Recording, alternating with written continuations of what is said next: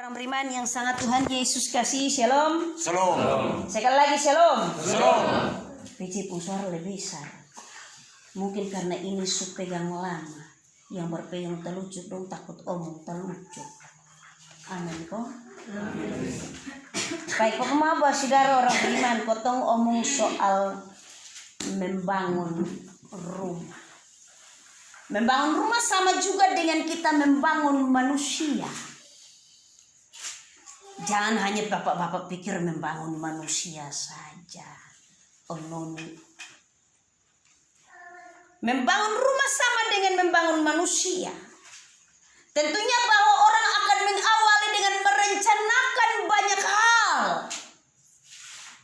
Kalau bangun rumah kotong mulai rancang sudah. Yang pertama pagudananya sekian. Itu omong soal nun. Mama Sarah. Itu omong soal luit, non, fulus. Pagudananya sekian. Tetapi kemudian juga orang akan berpikir merancangkan material apa yang harus kotong pakai. Supaya nanti itu rumah dia kokoh, dia kuat, dia bagus. Orang akan berpikir material kayu mesti kayu jati, kayu kelas 1. Batu jangan pakai batu kali, kotong pakai batu karang. Dan seterusnya. Tetapi selanjutnya juga orang akan berpikir di fondasinya harus modal karmana. Di fondasi. Omong soal fondasi ini yang utama. Tentunya bahwa orang akan berpikir pakai cakar ayam. Ini gereja meriba besi pae ini. Dia pun cakar ayam bapak mama 2 kali 2 meter. 2,5 meter. Lebar panjangnya 2 meter, kedalamannya 2,5 meter. Jadi yang kerja juga sampai hek-hek. Tentunya dengan tujuan bahwa menemukan kualitas terbaik. Kalau kotong omong kualitas itu biasa ada di mama-mama. Kalau dia pergi di pasar, kemudian dia cari baju, dia akan lihat model kain, dia pun jahitan, merek, dan seterusnya. Orang butuh kualitas. Demikian juga dalam hal orang membangun kehidupan rumah tangga. Membangun kehidupan rumah tangga bukan hanya omong soal kehidupan satu hari hidup bersama. Tetapi ini kotong omong soal suatu kehidupan jangka panjang yang direncanakan bersama. Itu berarti bahwa persiapan harus benar-benar persiapan yang matang, yang mantap. Harus memiliki dasar yang benar. Karena dia bukan omong soal kehidupan satu hari. Tetapi firman Tuhan dalam Injil Matius 19 dia bilang sampai dengan maut memisahkan. Omong sampai dengan maut memisahkan ini berarti omong soal suatu ikatan batin yang sangat luar biasa. Ingat omong sampai maut memisahkan. Jangan sampai di tengah jalan bilang ini maut sudah datang. Atau kotong bikin maut sendiri kok. Bisa. Sampai dengan maut memisahkan. Firman Tuhan Injil Matius pasal yang ke-7 ayat yang ke-24 hingga ayat yang ke-27 omong soal 2 macam dasar. Atau fondasi yang kuat, yang kokoh. Yang pertama ini firman Tuhan dia bilang didirikan di atas batu. Didirikan di atas batu berarti kotong cari tempat yang benar-benar sementara itu bangunan kokoh dan kuat. Jangan sampai hanya sekedar taruh sah. Yang penting pas. Yang penting enak.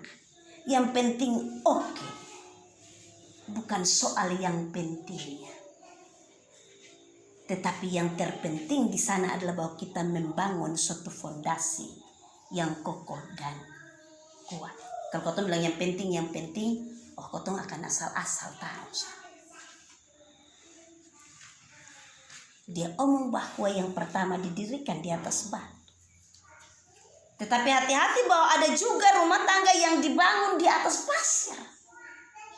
Tentunya bahwa kedua hal ini efek yang berbeda, ada resikonya. Kalau yang didirikan di atas batu kata firman Tuhan, dia akan kokoh. Ketika angin badai datang menerpa, maka dia sudah ada di dasar yang kuat, yang kokoh.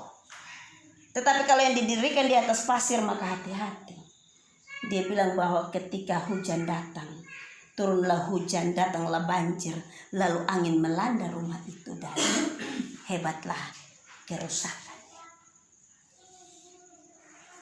Dasar yang kokoh adalah bahwa yang pertama, menempatkan cinta kasih Kristus di atas cinta kasih saudara berdua, berempat. Cinta kasih Kristus itu yang utama. Cinta kasih Kristus itu diomong soal cinta kasih agape. Cinta yang memberi. Cinta yang terus memberi. Dia sudah omong bilang cinta yang menerima. Tetapi cinta yang memberi. Cinta kasih agape. Cinta kasih tanpa menuntut. Hati-hati kan dalam rumah tangga biasanya kalau omong soal cinta yang memberi ini, mama memprediksi beta kasih supaya sebentar beta terima banyak-banyak. Jadi kalau dikasih itu dia buka tangan lebar-lebar, Pak, beta kasih. I on me. Tapi dia pengharapan juga banyak, Mama Yitri. Supaya sebentar bisa terima banyak. Itu kasih yang menuntut. Tetapi kasih yang didasari dengan cinta kasih Kristus ini omong soal cinta kasih agape. Kasih yang tidak bersyarat, kasih yang tanpa batas. Kasih yang kita beri sampai dengan maut memisahkan. Dia beda dengan kasih eros dan kasih pilihan. Kasih pertemanan, kasih karena hawa nafsu. Dia berbeda. Itu di dasar yang pertama. Jadi bukan hanya sekedar cinta. Kalau kau tahu omongin sekedar cinta, makan itu cinta. Cinta itu rasa, perasaan yang timbul. Tapi kalau kau tahu omong soal cinta kasih Kristus yang begitu luar biasa, ini kau tahu omong soal suatu kasih yang menggebu-gebu, yang memberi tanpa menuntut untuk harus menerima, tetapi juga mau untuk memberi dan menerima. Yang kedua, kalau kau tahu omong soal cinta kasih Kristus sebagai dasar. Yang kedua, tentunya bahwa di sini kau tahu omong soal komitmen. Komitmen untuk hidup bersama. Ingat bahwa komitmen beda dengan keputusan. Kalau keputusan ini hari kau tahu bilang begini, besok kau tahu bisa bikin lain. Tetapi kalau komitmen itu berarti bahwa beta pilih dia dan tetap dia dan sampai maut memisahkan tetap dia. Jangan berubah. Komitmen itu lahir dari dalam hati nurani. Komitmen lahir karena rasa kasih. Komitmen lahir karena dasar yang tadi ada cinta kasih Kristus. Komitmen. Keputusan untuk menikah, oke, semua orang punya keputusan. Tetapi komitmen untuk hidup bersama. Ini yang tentunya akan menjadi pergumulan dalam hidup rumah tangga. Yang ketiga, beta ngomong jam panjang-panjang. Yang ketiga, kalau kita sudah menempatkan kasih Kristus dan mengambil komitmen, maka tentunya kita akan memegang itu menjadi dasar yang kuat. Memegangnya menjadi dasar yang kuat. Dia seperti sahu yang kuat, bukan nuni sahu. Sahu itu sama seperti, saya mau jelaskan di sini sudah ada laut, Bapak Mama. Di Tuna Teta ini lahan kering, gunung tandus. Dia seperti jangkar begitu. Jadi kalau dia sudah ambil, sudah akan terlepas. Menjadi pegangan. Tentunya bahwa dalam hal ini dituntut tanggung jawab. Tanggung jawab untuk menjaga kehidupan bersama, tetapi juga tanggung jawab untuk menjaga kehidupan yang Tuhan beri. Dalam hal ini bukan hanya berpikir soal dua orang pun hidup, tetapi juga beromong soal masa depan selanjutnya. Tuhan mengaruniakan bagi saudara anak-anak, dan ini merupakan tanggung jawab. Dasar cinta kasih Kristus itu menjadi modal yang besar untuk kemudian hidup dalam tanggung jawab iman. Tanggung jawab iman untuk anak-anak, dia omong soal dalam hal mendidik, membimbing mereka hingga berangsur-angsur menjadi dewasa dalam takut akan Tuhan. Nah kalau di bapak mama nanti pas mau nikah saja baru tahu gereja, nah karena Om Noni mendidik mereka dalam tanggung jawab iman. Jadi membangun hidup rumah tangga sama juga dengan membangun manusia.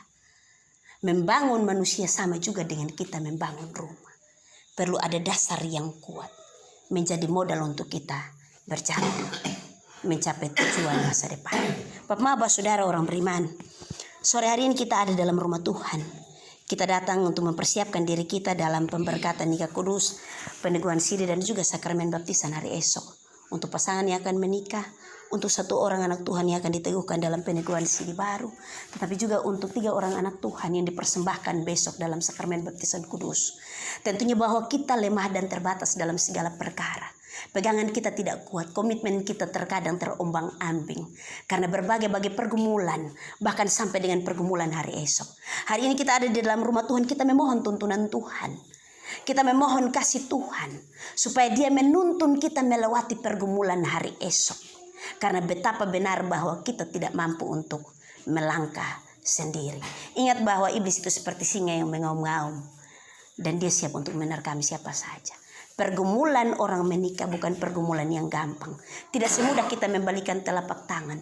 Pergumulan membangun hidup dan membangun rumah tangga bukan hal yang mudah. Tetapi dalam tuntunan kasih Tuhan, Dia akan membawa kita untuk melewatinya bersama-sama dengan Dia. Tuhan memberkati kita dalam kebenaran firman-Nya. Terpujilah nama Tuhan Allah kita.